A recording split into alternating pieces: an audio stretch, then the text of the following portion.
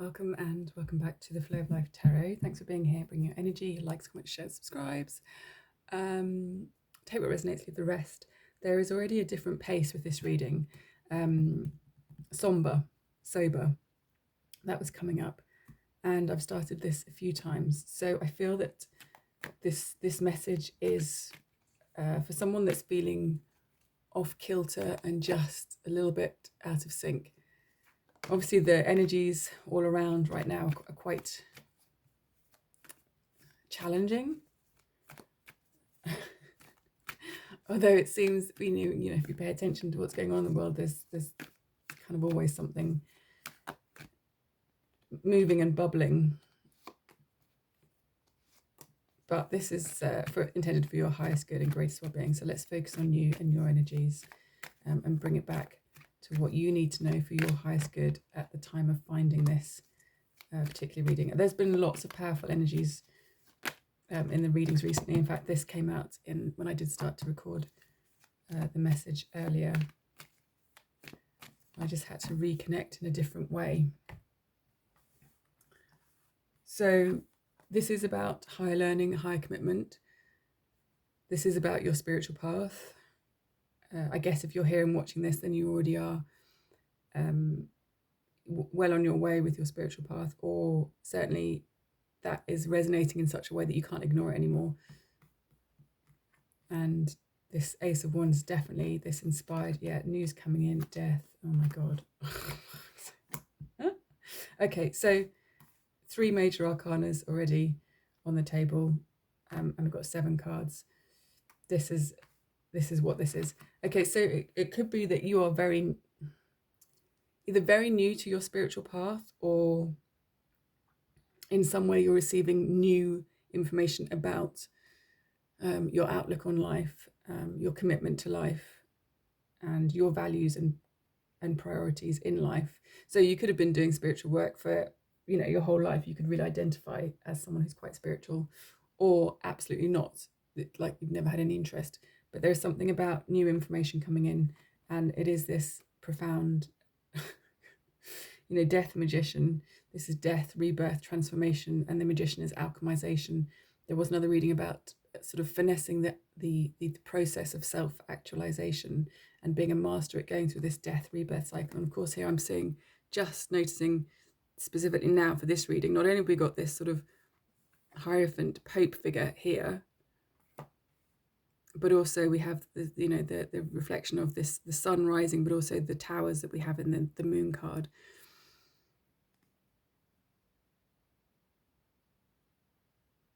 I'm feeling like this is another level.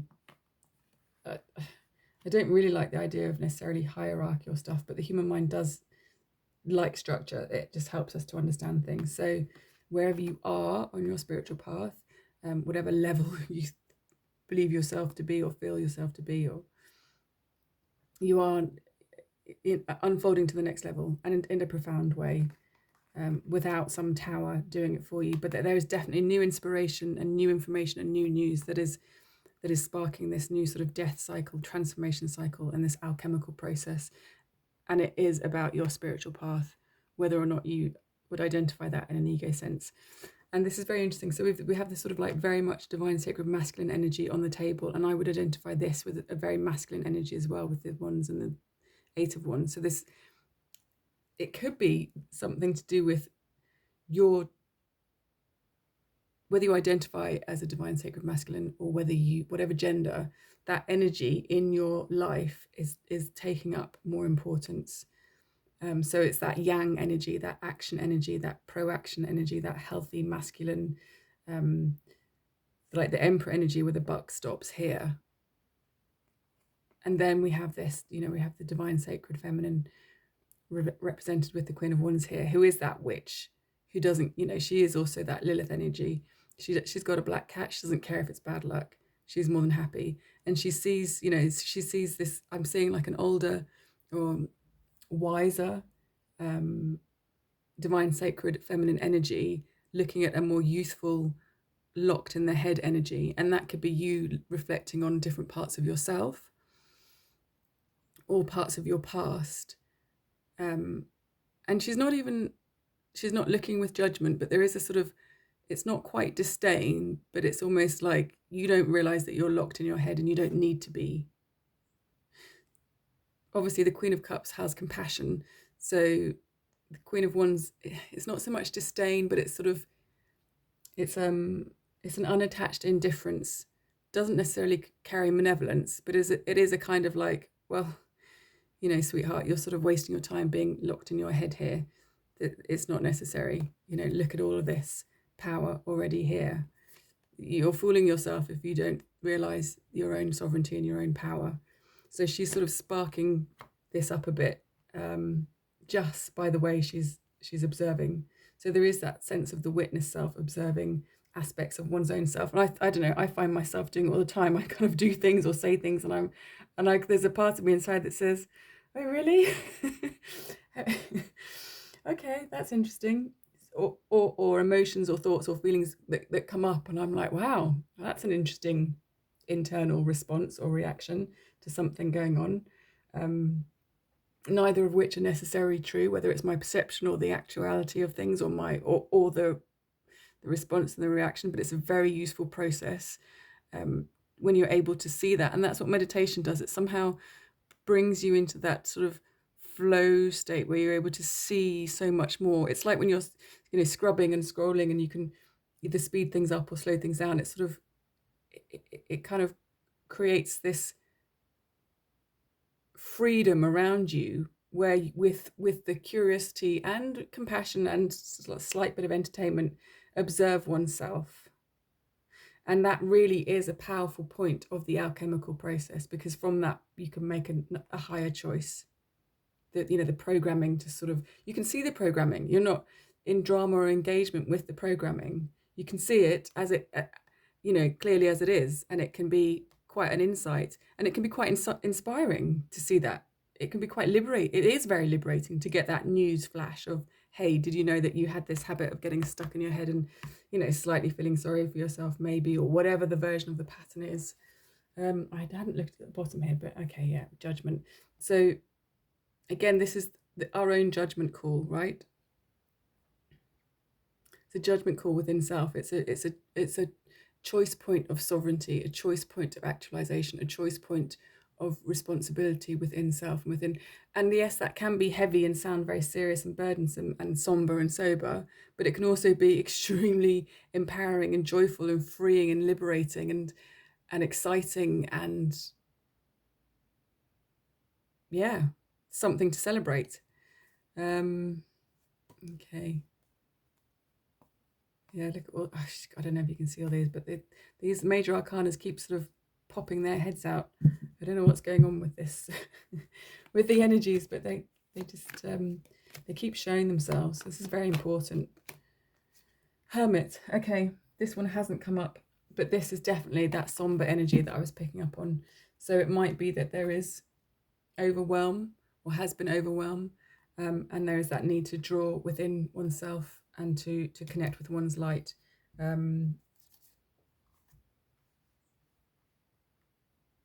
Yeah. There's already a lot of information here. I feel we've already gone like some real deep dive energetically, whether or not I've managed to convey that.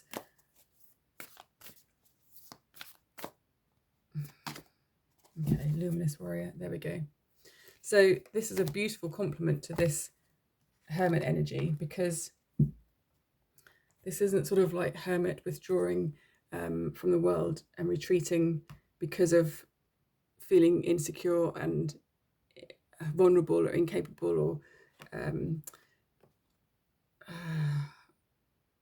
you know, that sort of youngness that can sometimes make us feel a bit stupid in the world, regardless of our age. This hermit energy, again, divine sacred masculine energy. 1, 2, 3, 4, 5 divine sacred masculines on the table, and then this is masculine. Okay, that's quite an interesting shift. So I really feel, whoever this is for, that you are galvanizing and connecting with your divine sacred masculine in a way that you have never done so before. And the masculine contains, you know, all energies. It isn't just out there taking action. It isn't just that kind of Mars energy of fight and war and warrior. It is also that grounded, stable, mature energy. You know, there is so much more, and I feel that someone is connecting. I don't even want to put words on it. Someone is connecting with that light, that luminosity, right? And what a beautiful compliment. So this is, he's radiant, he's confident, he's standing in his power, he's standing in his truth, but he has nothing to prove, and he's not engaging in battle with anything or anyone. He's not engaging in battle with his polarity or his counterpart. He's not entangled. He is his sovereign self. And we have the solar disk behind his head, luminous, like an enlightened being. On his crown and his third eye, again luminous and enlightened. On his navel chakra, again, much like the solar plexus, which is a little bit higher, but also part of that. So this is a real embodied self, a real full acceptance of that masculinity, of the divine sacred masculine. And we've got 32, the number of change here, and I'm seeing sort of Pluto again here, and we've got this beautiful 1, 2, 3, 4, 5, 6. Is that a hexagram? 6? Yeah, pentagram is 5. This is where you are right now. This is the energy that. So this is why this somber was coming through, okay? Because it might feel a different sort of energy to you, and if you have identified or been more comfortable in different elements, maybe you have more of a fire element and this is more earth and heavy, or vice versa. Whatever your normal way of being is, this energy that's sort of moving through you and coming through you, which is also authentically you, does feel somber. And maybe even a bit of a reality check. We do have that Saturn retrograding back into Pisces at the moment at the late degrees, and we late degrees of Pisces, so that will be in opposition to this new moon solar eclipse in a few days' time. It is actually forming a kite, also with Neptune in that position. I don't know if maybe I'll do another video with that to show that. But there's loads of great astrology videos that specify, that are focused more on that energy. So again, Saturn can be that sort of somber return. But look, this isn't a young man, but this isn't an old man. This is someone perfectly in their healthy expression of masculinity. I'm getting the wings of change. We had a video with a reading with the winds of change, but here I'm seeing like these wings that it's like he burnt them off or cut them off or lost them in battle or sacrificed them in battle, and they've grown this new beautiful luminous this turquoise, which are like butterflies. I think they are butterflies. So this is this birth, death, rebirth cycle and transmutation as well. You know, he embodies all of these energies.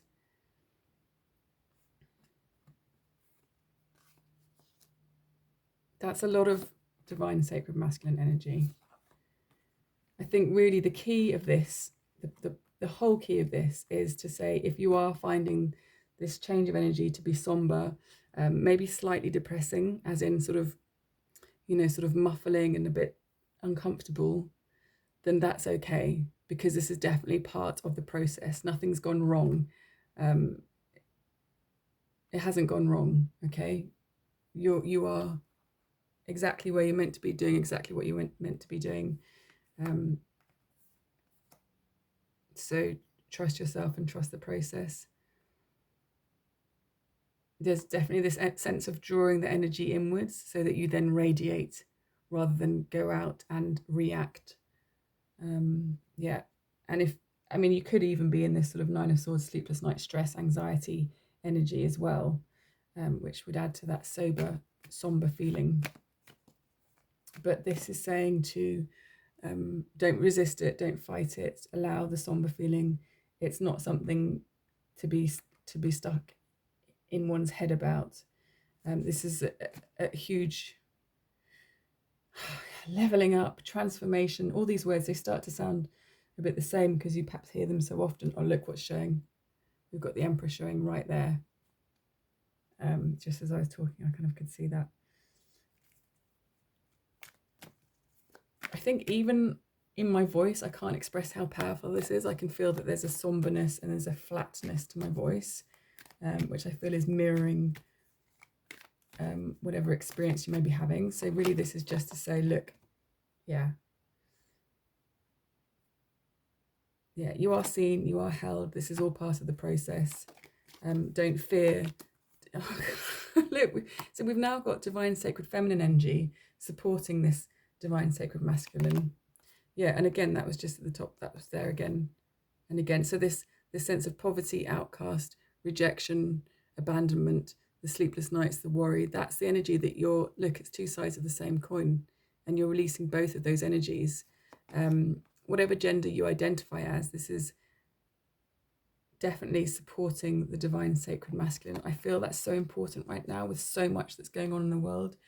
We need to be supporting our own divine sacred sovereign inner masculine energy more now more than ever, because of what is unfolding around us. And we have the power and the strength to do so. And of course, if you are a masculine and divine and identify as a divine sacred masculine, this is just an added affirmation for you. Yeah, it's moving on from the troubles and the stress and the different way of doing things. This is quite a young man here, I feel, this energy. So it's moving into that more, I don't know, it's not just mature, it's everything. You're moving into that everything energy, and the divine sacred feminine's shown up here, showing you support. And we've got a ton load of major arcanas on the table. Yeah, there may be grief around something, so this is like a growing pain process. So acknowledge the grief, acknowledge the emotions. I'm seeing blood spilt here. There's 2 cups, and I'm seeing water. Honor the grief, the emotions, okay? Honor all of that. It's all part of the process. Being a man in that patriarchal way that, society was taught what a man is about, stuffing up emotions and not expressing anything. It's such a toxic, restrictive, limited, kind of hateful description. That's a cruel, it's time to make a new plan and hold the world in your hands and see it with fresh eyes. And shake off the patriarchal limitations and start to embody the DNA abundance. This is like generational wealth. Embody it now, whatever age you're at, whatever stage you're at, whatever gender, whoever you are, wherever you identify, whatever your beliefs, whatever your politics. Okay, I feel that's. Do we want something else with the Lovers and the Empress? You're really supported here, and there's a lot of divine sacred masculine energy, and you are supported by the divine sacred feminine, simply by her presence and and the love that she emanates, allowing you to walk away from things that no longer serve, allowing you to embrace the world, as seen how Mother Gaia shows us. Acknowledging the grief so that we can walk on, moving away from the battles, but still being able to stand our ground when necessary, but not engaging in fruitless battles, or not engaging in battles for the sake of battle. Doesn't prove anything. Moving more to that sort of unity and celebration. Yeah, moving away from the competitive energy. There's nothing wrong with, oh look, and then ultimately moving on towards your 10 of Cups. Okay, I think that's it. There's a whole load of energy there. I don't need to give you a lecture. You know who you are. You know what you're doing. And at the bottom of the deck, we've got the Witness, which came up before. So you are supported. You are surrounded with love and support. And trust yourself. Trust your instincts. Whoever you are,